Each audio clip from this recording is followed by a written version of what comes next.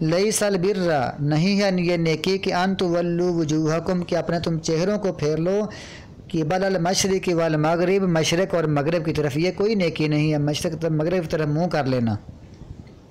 ولیکن البر لیکن نیکی یہ ہے کہ من آمن باللہ جو اللہ پر ایمان لے آئے، والیوم الآخر آخرت پر ایمان لے آئے، والملائکتی فرشتوں پر ایمان لے آئے، والکتاب کتابوں پر ایمان لے آئے، والنبیین نبیوں پر ایمان لے آئے، وآت المال علی حبہ اور مال دے اس کی محبت پر۔ اس کی محبت پر سے کیا مراد ہے؟ اللہ تعالیٰ سے محبت پر، اللہ سے محبت کی وجہ سے ہی وہ مال دے، یا اس کا مطلب یہ ہے کہ وہ مال سے محبت کرتے ہوئے اس کو بڑی محبت ہے پیسے سے مال سے، اس کے باوجود اگر وہ خرچ کرے، اللہ فرماتا ہے یہ اصل نیکی ہے۔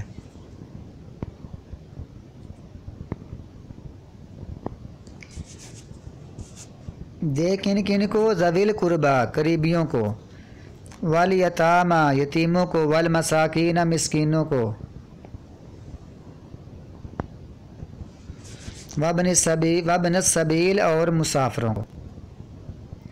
والمساکین مسکینوں کو دے، وابن السبیل مسافروں کو دے، والسائلین سوال کرنے والوں کو دے، مانگنے والوں کو دے،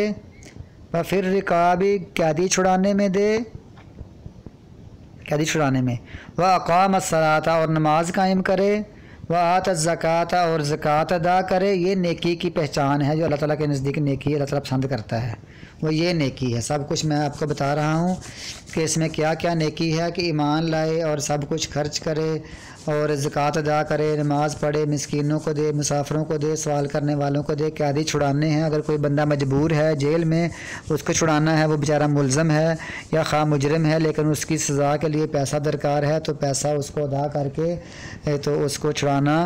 مثلا وہ مجرم ہے لیکن وہ کہتا ہے، حکومت کہتی ہے اتنا پیسہ دے اور چھوٹ جاؤ، تو اس کو چھڑانا، یا ویسے کافروں کے جیل میں مسلمان قیدی ہیں ان کو چھڑانا، اس کے سب معنی ہو سکتے ہیں۔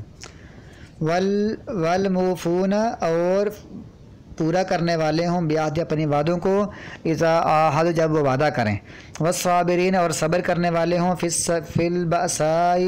تنگی میں، والضراء تکلیف میں، وحین الباس اور جنگ کے وقت۔ یہ بہت اچھا سارا ایمان کا تقاضا ہے اور ایمان کی خوبیاں بیان ہو رہی ہیں۔ اولئک الذین یہی لوگ ہیں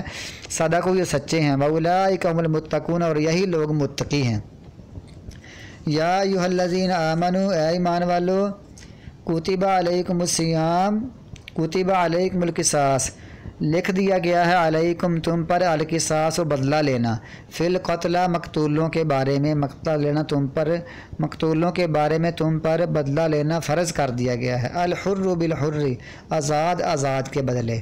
والعبد بالعبد اور غلام غلام کے بدلے،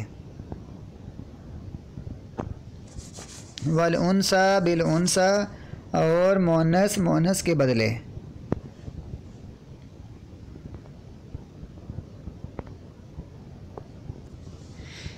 والانثى بالانثى مؤنث مؤنث کے بدلے، فمن عفی لہ پس جس کو معاف کر دیا جائے، جس کے لیے معاف کر دیا جائے، من اخیہ اس کی بھائی کی طرف سے کچھ بھی۔ کیا مطلب اس کا؟ اس کا مطلب یہ ہے کہ جس بندے نے قتل کیا ہے، قاتل ہے، اس کو اس کے بھائی کی طرف سے، بھائی مطلب مقتول کے ورثاء، وہ مسلمان کا بھائی ہے، یہ بھائی کا یہ اس کا مطلب یہ ہے، اس کو معاف کر دیا جائے کچھ بھی۔ وہ مثلاً کہتے ہیں کہ ہم نے قصاص نہیں لینا، بدلہ نہیں لینا، ہم تم سے جرمانہ پیسے لیتے ہیں یا اونٹ لیتے ہیں، تو اللہ تعالیٰ فرماتا ہے پھر کیا کرنا ہے، فاتباع بالمعروف، تو پھر پیروی کرنی ہے اس کے اچھے طریقے کے ساتھ۔ اگر کوئی بندہ کہتا ہے تو نے میرا بھائی مارا ہے لیکن میں تجھے قتل نہیں کرواتا، عدالت سے کیا کر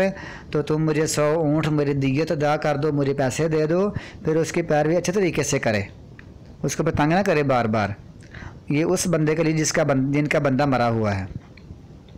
اور بندہ خود بھی بدلہ نہیں لے سکتا، بدلہ حکومت ہی لے کر دے گی، اگر نہ دے تو وہ حکومت مجرم ہے، بندہ خود نہیں کوئی فیصلہ کر سکتا، کسی کو خود نہیں مار سکتا اس کسی کے بدلے میں، مقتول کے بدلے میں۔ تو اگر کسی نے پیسے لینے ہیں تو پیروی کرے اچھے طریقے سے، اس کو کہے کہ مجھے 100 اونٹ کا جرمانہ دے دو یا دیت مجھے 100 اونٹ دے دو، وہ اور ادا کر دے اس کو بإحسان اچھے طریقے کے ساتھ۔ اللہ تعالیٰ یہ اس کو کہہ رہا ہے جس نے قتل کیا ہے کہ تو نے دیت دینی ہے 100 اونٹ، اس کو اچھی طرح ادا کر دے،